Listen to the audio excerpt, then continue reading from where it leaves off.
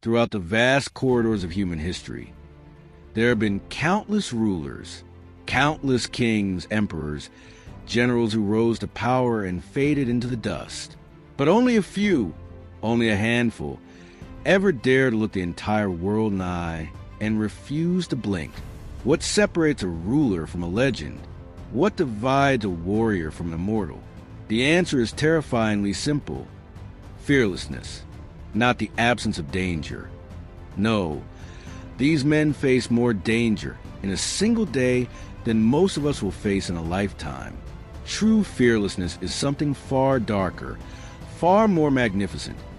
The absolute, unwavering refusal to accept any boundary the world dares to place before you.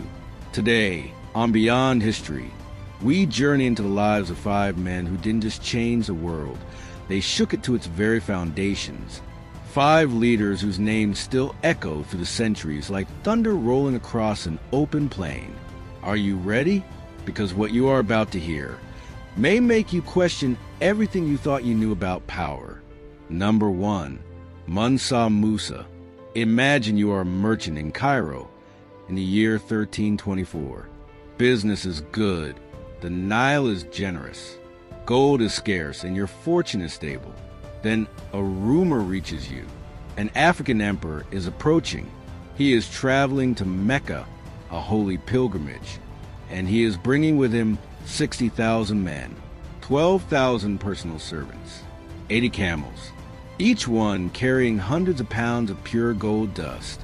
You laugh. Surely this is exaggeration. Surely this is myth. Then he arrives, and the world turns upside down. Mansa Musa, the 10th Mansa of the Mali Empire, walked into Cairo and spent so lavishly, so recklessly, so gloriously, that he collapsed the gold market of the entire Mediterranean world for 12 years. Inflation spiraled, economies crumbled, and he didn't even notice. To Mansa Musa, this was simply a Tuesday. His personal fortune has been estimated by historians at $400 billion in today's currency, making him, by many calculations, the wealthiest individual who has ever lived. And yet, his fearlessness wasn't in his gold. It was in his vision. Here is the detail history books tend to forget. While returning from his pilgrimage, Mansa Musa discovered that one of his generals had conquered the great city of Timbuktu in his absence. A lesser king would have been furious. Threatened? Perhaps. Mansa Musa? He transformed that city into one of the greatest centers of Islamic scholarship the world had ever seen. He invited architects from across the Arab world to build mosques that still stand today. He turned a military conquest into a cultural renaissance. Fearlessness is not just about war. Sometimes it is about the audacity to dream at an impossible scale. Number 2, Alexander the Great. He was 20 years old. 20. And he had already inherited the most disciplined army Greece had ever produced. Most young kings would spend years consolidating power, building alliances, playing it safe. Alexander did the opposite. He looked east toward the Persian Empire, the greatest superpower on earth, and said, I want all of it.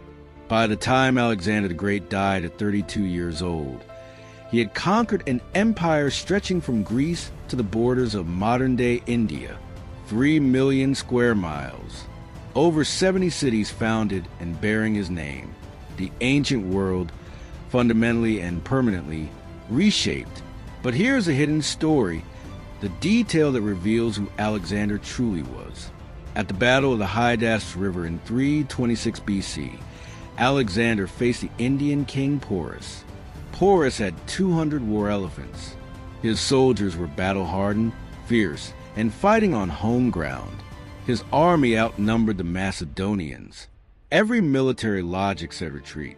Alexander personally waded into the river at night, not as a commander observing from the rear, but as a soldier leading a flanking maneuver in darkness and storm. When his generals begged him to stay back, he reportedly laughed and said, Fortune favors the bold, and I have been bold my entire life. He won. He always won. And when Porus was brought before him in chains, Alexander asked, "How do you wish to be treated?" Porus raised his head and answered, like a king. Alexander, rather than executing him, restored his kingdom, because for Alexander, the conquest was never the point. The legacy was the point. Number 3, Genghis Khan. There are conquerors, and then there is Genghis Khan, born Temujin, abandoned on the steppe as a child, enslaved as a teenager, left with nothing but sheer, burning will. He rose to unite the warring Mongol tribes under a single banner, and then unleashed them on an unsuspecting world like a force of nature that had no name. At its peak, the Mongol Empire covered over 24 million square kilometers, the largest contiguous land empire in all of human history, a quarter of the world's total land area, under one man's authority. But here's the detail that will stop you cold. Scientists studying atmospheric carbon levels across centuries discovered something extraordinary. There's a measurable dip in global carbon dioxide levels in the early 13th century. The leading explanation? The Mongol conquests were so devastating, eliminating an estimated 40 million people and causing vast agricultural lands to be abandoned and reforested, that they actually altered Earth's carbon cycle. One man's conquest changed the chemistry of our planet's atmosphere. And yet, and this is what history forgets, Genghis Khan was one of the earliest rulers to establish absolute religious freedom across his empire. Christian, Muslim, Buddhist, shamanist, all were protected. He abolished torture for crimes within Mongol law. He created the first international postal system. The Pax Mongolica, the Mongol peace, allowed trade and ideas to flow across Eurasia in ways that had never existed before. A destroyer and a builder, a storm and a silence. This is the paradox of Genghis Khan. Number 4, Fatih Sultan Mehmet. For 1100 years, Constantinople stood, the greatest walled city on earth, the jewel of the Byzantine Empire, the city that had never fallen.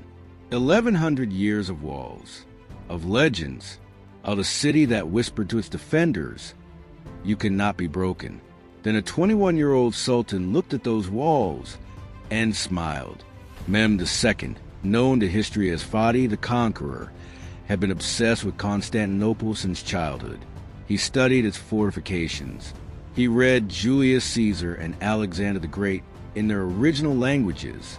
He designed a cannon, the largest the world had ever seen, specifically to shatter walls that nothing had ever shattered. When the massive Ottoman cannon proved too slow to reload during the siege, Mem made one of the most audacious decisions in military history. He ordered his engineers to construct a wooden track, greased with animal fat, and physically dragged 70 ships overland across a hill to bypass the chain blocking the Golden Horn Harbor. He moved a fleet across dry land. In a single night, the defenders of Constantinople woke at dawn to find an Ottoman navy inside the harbor. On May the 29th, 1453, a date etched in the consciousness of history, Constantinople fell. The Byzantine Empire, which had begun as Rome itself, ended. An era of 1,000 years collapsed in a morning. But what Mem did next defines his fearlessness more than any cannon. He rode into the city and immediately granted protections to its Greek, Armenian, and Jewish populations. He appointed a new Greek Orthodox patriarch. He walked into the Hagia Sophia, the greatest church in the Christian world, and converted it into a mosque without destroying a single mosaic. He called himself not Destroyer, but Caesar, the heir to Rome itself. He was 21 years old. Number 5, Julius Caesar. Every schoolchild learns a name. Every civilization that followed Rome learned from the blueprint. Julius Caesar, the man so consequential that the word Caesar became a title used by German Kaisers and Russian czars 2,000 years after his death. But here's what the textbooks leave out. As a young man, Julius Caesar was captured by pirates in the Aegean Sea. They held him for ransom, demanding 20 talents of silver. Caesar, not yet a general, not yet a consul, not yet anything, laughed at them. He told them their ransom was insulting. He demanded they ask for 50 talents. And while waiting to be ransomed, he spent his days writing poetry and giving speeches, and telling the pirates, with an easy smile, that when he was free, he would crucify every single one of them. The pirates laughed. They thought he was joking. The moment Caesar was ransomed and freed, he immediately hired a fleet, hunted down those same pirates across the Aegean, captured every one of them, and crucified them, exactly as he had promised. From captive to avenger in a matter of weeks, this was Julius Caesar, a man so utterly secure in his own destiny that even in chains, he was never truly a prisoner. He crossed the Rubicon, that fateful boundary of Roman law, not with an army of conquest, but with a single legion and absolute belief in himself. He reformed the Roman calendar, the calendar we still use today, with modifications. He wrote his own military history in the third person, with the calm confidence of a man who already knew he would be read for eternity. And when the conspirators' daggers found him on the Ides of March, 44 BC, Caesar, according to those present, pulled his toga over his face so that he might die with dignity. Even in his final breath, Caesar was in control of his own narrative. 5 men, 5 different centuries, 5 different corners of the world, and yet something binds them across the millennia like an invisible thread. None of them accepted the world as they found it. All of them looked at the horizon, that boundary where the known world ends and the unknown begins, and decided the horizon was simply a starting point. We stand here today and we look back at these lives and we ask, what made them this way? Was it destiny? Was it madness? Was it a kind of divine, terrifying clarity? Perhaps the question is not what made them fearless. Perhaps the question is, what are you afraid of? And more importantly, what would you do, who would you become if you truly decided to stop being afraid of it? History is not just a story of the dead. It is a mirror. And in the reflection of these 5 extraordinary lives, we see, if we dare to look, the outline of every human being's potential. The world is still there, vast, uncertain, magnificent, and it is still waiting, as it has always waited, for someone brave enough to shake it. If this journey through history moves something in you, if these names now mean more than they did 15 minutes ago, then subscribe to Beyond History, because we are just getting started. The greatest stories ever told are still out there, waiting in the dust of forgotten centuries, and we will find every single one of them. Until next time, stay curious, stay fearless,